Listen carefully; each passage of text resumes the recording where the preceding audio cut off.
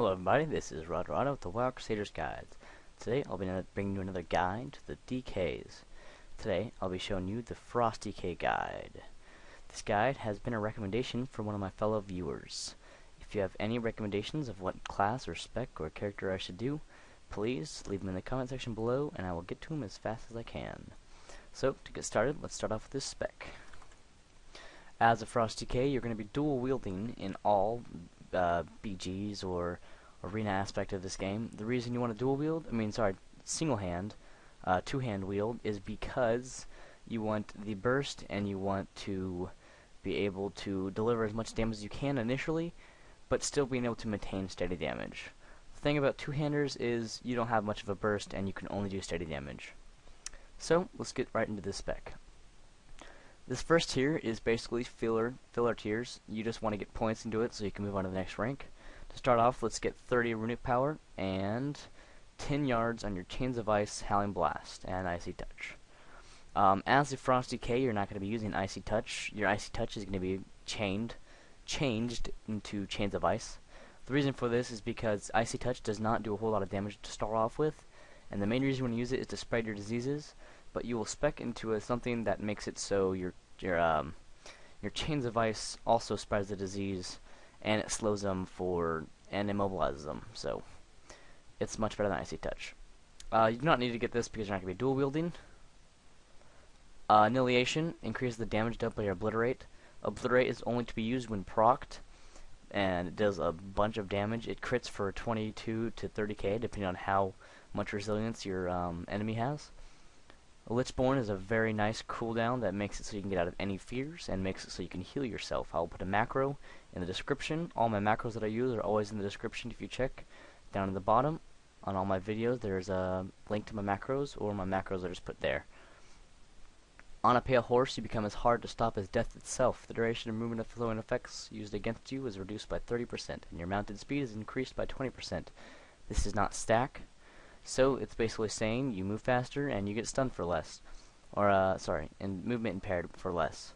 It's very helpful when you're trying to chase down someone, say in a BG or a arena aspect of this game. Either way, it's going to be very, very viable to be able to run through CCs much faster and to break through them sooner. Endless Winter makes it so you can always rely on Mind Freeze down there. The reason you want to get this is because usually Mind Freeze is, I believe, 10 or maybe 20 runic power. I want to say 15 actually. I don't know. So to make sure you have that much runic power consistently to when you want to interrupt something is very, very unreliable. So you want to make it so you can just cast it whenever you need to and however you need it. So it's very, very reliable to have that. Merciless Combat, your Icy Touch, Howling Blast, Obliterate, and Frost Strike do an additional 12% damage when striking at targets less than 35%. Very, very useful when trying to get a tank down, when trying to get someone down in an arena. Anything like that, you want to be able to just kill them and not have them sit at 14 health like a rogue would do, have 14 health and then somehow get healed up. So you just want that extra 12% damage to make sure to get rid of that, 14 health. Chill of the Grave. Your Chains of Ice, Howling Blast, Ice Stitch, and Obliterate generate 10 additional runic power. This is one of the greatest ways that you make runic power as a Frost DK. Runic power is very helpful when you wanna build up all the frost or runic power you can, and your burst is gonna consist of Pillar of Frost, Trinket, maybe an IBF, which is Icebound Fortitude. To make sure you can't get stunned, and maybe even an AMS if you need the kill like that second, you maybe pop an offensive AMS so you can't get polymorphed or something, and you basically make sure you have all your runic power and just blow through your Frost Strike. And every time Obliterate procs, you use that. So to be able to generate as much runic power as you can and as fast as you can through Chains of Ice, Howling Blast, and Icy Touch and Obliterate. That's very helpful to be able to just automatically get as fast as you can and blow through your runic power, and to be able to do that is very, very awesome. Killing Machine, your auto attacks have a chance to grant a 100% critical strike bonus to your next Obliterate. So basically, when you max this out in 3 points, every auto attack has a chance of making it your Obliterate crit, and this is when your Obliterate does like 23k damage. On any kind of person you have, basically, if it's a flag carrier, be it a mage, a warlock, doesn't matter. It's going to do a whole lot of damage, and this is one of the most viable things we have as a Frost Decay.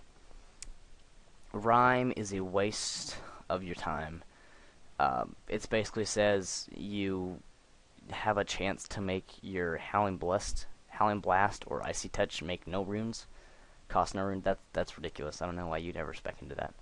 Pillar of Frost is something that makes you stronger and makes it so you can't be knocked back. So it's very awesome. And once again, I told you that you can Frost Strike and just go through your runic power with Pillar of Frost and your trinket and such. Improved Icy Talons. Some people go against this and say that you don't need it, but honestly, I like to have it just because, I don't know, just to make sure you're not running with someone that might have the same buff that will cancel out. So I like to have it and just make it better, you know what I'm saying? Yeah. Brittle Bones, your strength is increased by 4% and your Frost Fever chills the bones of victims, increasing their physical damage taken by 4%. Basically, you're stronger and your enemies take more damage. Yeah. Chillblains. Victims of your Frost Fever disease are chilled, reducing their movement speed by 50% for 10 seconds, and your Chains of Ice immobilizes the target for 3 seconds. This is very good to use. Say you Chains of Ice somebody, you have a Boomkin with you, they root it right after that's done in the process of a Solar Beam, so you'll be like, Solar Beam, Chains of Ice, root, and that person's CC'd and silenced for maybe 8 seconds. So it's very, very awesome. Hunger and Cold. Something that's very, very useful. I might have a macro in the description, I'm not positive. I doubt it, but just a strategy that you can use to automatically get a Hunger and Cold on one of the healers in arenas. Grip, take 2 steps back, freeze with Chains of Ice, Hunger and Cold. Juke maybe if you have to, and do it again. To be able to freeze a healer, it's like 10 seconds, but everyone out there is going to have some sort of effect that makes it less. So it's usually at least a 7 to 8 second freeze, and I'm not positive it has DR with anything. It may have some kind of diminishing return, but I'm not entirely positive. Improves Frost Presence. You should always be an Unholy presence. That's not a word. Presence in Frost, and you do a bunch more damage in Unholy. So just trust me with that. Third of Thessarian, you don't dual wield, so you don't need that. Might of the Frozen Wastes. When wielding a two-handed weapon, your melee attacks deal an additional 10% damage, and your auto attacks have a 45% chance to generate 10 runic power. Yep, that says it all. You do more damage, two-hand weapon, and you get more runic power. Howling Blast, one of the greatest moves you can use in any kind of RPG. Pull fucking top damage just by clicking a button. It's an AoE spread of Frost Fever while doing a bunch of damage at the same time. So that is one of the most amazing things you can have as a DK, and is why Frost DKs are very correctly stereotyped as bash your face on Howling Blast and Obliterate, because it does so much damage it's not even fair. So now moving on to the Unholy segment of this spec. Unholy Command is basically something that all DKs should have. It reduces the time of your cooldown of Death Grip and makes it so every time you kill something, anytime you get a killing blow on them, it makes it so it's automatically refreshed and you can use it again on another target. It's like a killing spree kind of. It's pretty cool. Virulence, increase the damage done by your disease by 30%. Some people like to put that in here instead of in here. Now that's up to you. Honestly, diseases are probably only a good like 12 to 15% of my damage. So without this, it'd probably be only like 8 to 10% of my damage. So you can pick 6% damage reduction or 6% extra damage. I mean, it's up to you. It's really dependent on what you're running, what comp you're doing. If you're doing 3s, maybe triple DPS. Triple DPS, you're probably going to want this. Healer running RBGs, you're probably going to want this. It's very dependent on what activities you do in this game and how you run your character. Now, Desecration is something that we should all have. which is the main reason I spec into this. So you can change. I would honestly never take out a bladed armor, so I would never go into this unless no, I would never go into this because you need desecration as a DK.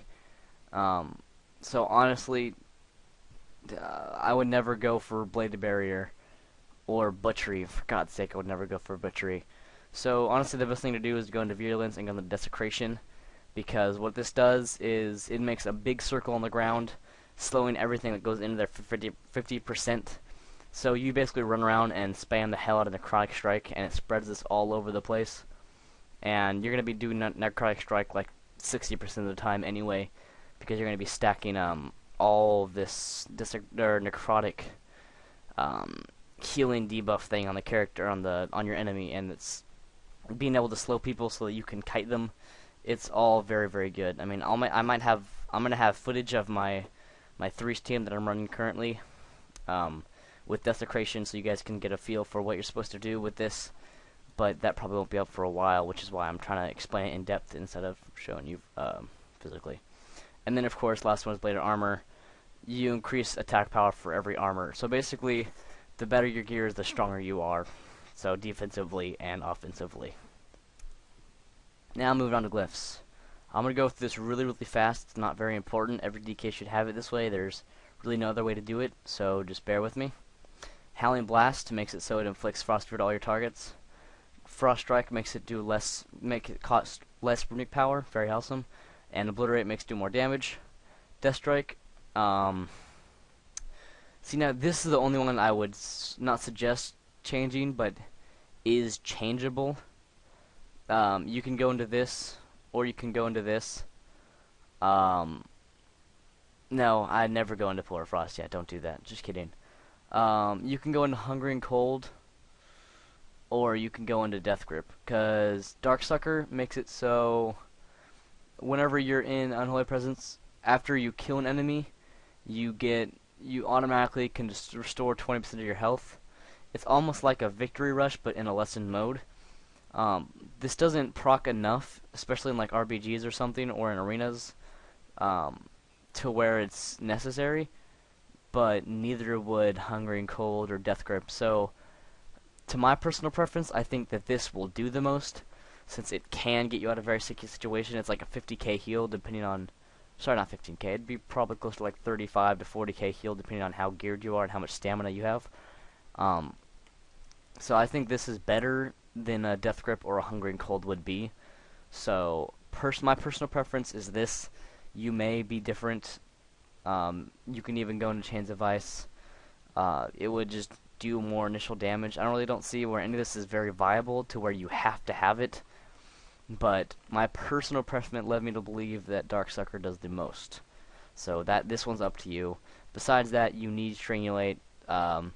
So whenever you Strangulate from now on, after listening to this guide, you're always going to only Strangulate in an emergency situation where you need to stop someone for maybe an instacast or I was going to say making a priest go into whatever the hell that Shadow Priest form is, but I guess you can't stop that with silence.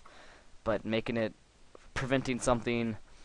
Besides that, you only want to use Strangulate on a target that's casting. Say you see especially when they're in emergency mode, like you see a Paladin casting Divine Light. You know they're freaking out. You know they need an 80k heal, and once you interrupt it, they're sitting like a 7, maybe. What does this say? Yeah, they're sitting a 7-second, 7-second silence, and that's very, very, very awesome. Anti-Magic Shell makes it 2 seconds longer. That's a no-brainer. And now these three, honestly, you can have nothing, and it will not do anything. The only one that I would recommend are Resilient Grip. I'd actually almost say you have to have this because it helps save my ass a shit ton of times. And Horn of Winter. This one, you can do whatever. I like to have this one just because you take less damage from falling. But, I mean, what else is there? You can have Death's Embrace. That's obviously for... Yeah, you can have Death's Gate. I mean, honestly, it doesn't matter. They're very interchangeable. So, that's that. I mean, I can show you a little bit of rotation, but besides that, I mean, that's it. So, let's go ahead over to these dummies. Or I just won't summon that and I'll die. That works too. Now let's go to those dummies. So the basic rotation for a DK is stack necrotics and use obliterate on proc, and besides that use pillar of frost when you get enough runic power. So let's try this. I like to lead in with the chains of ice and get my diseases up, which is plague strike. Then I go straight into necrotic strike and howling blast depending on how many characters there are there. You continue to cast this and you go back into howling blast spam, go straight back into necrotic strike, and by this time you have either full or almost full. You can pop Bam, Horn of Winter, Pillar of Frost, Trinket. You have Obliterate proc, so you use Obliterate, and then just go straight into a Frost Strike spam. And then every time you see it proc, you can use Obliterate again. And you want to keep using Frost moves, and obviously Obliterate on proc until this is done. So now I know my Pillar of Frost is done, so I come back into a Necrotic Strike spam. So basically, whenever you have the Pillar of Frost up, you want to try to avoid using other moves like Necrotic Strike. You want to try to stick with Frost Strike, Obliterate, and Howling Blast as much as you possibly can. You don't want to waste time in your however many seconds you have up with this. So it's very, very awesome to be able to have all these moves available, and the more procs you get, obviously the more damage you're going to do. But before you go into the spam, you're going to want to have as much necrotic strikes as possible. So usually you can get into 4 to 5 necrotic strikes. The things that I haven't talked about are Blood Tap and Empower Rune Weapon. What these things do is Blood Tap, it gives you an extra death rune. No, it doesn't do anything. I forgot that you're in Frost. But if you're Empower Rune Weapon. What this does is it restores all of your runes up here. So watch, I'll blow through all my runes right now and won't have anything left. The second I click this button, you can see up here, pow, everything's completely done. So then you can go back into Necrotic Strike spam as long as you want.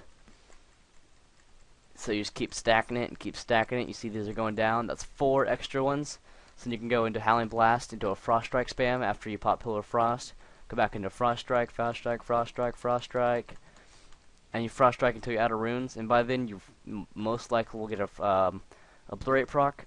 And what you want to do is you want to avoid using Howling Blast as much as possible while using Pillar of Frost, because the less Frost runes and Death runes you can go through, the better, because then you'll have, whenever your Obliterate procs, you'll have it up. Like right now, you just saw that when it procced, I couldn't use it immediately. So to be able to use the Obliterate right on the proc, like I just did right now, it procced and immediately used it, the better. Because if you're having a proc to sit there and do nothing for an entire 3 seconds, it could be viable. You're missing an entire crit.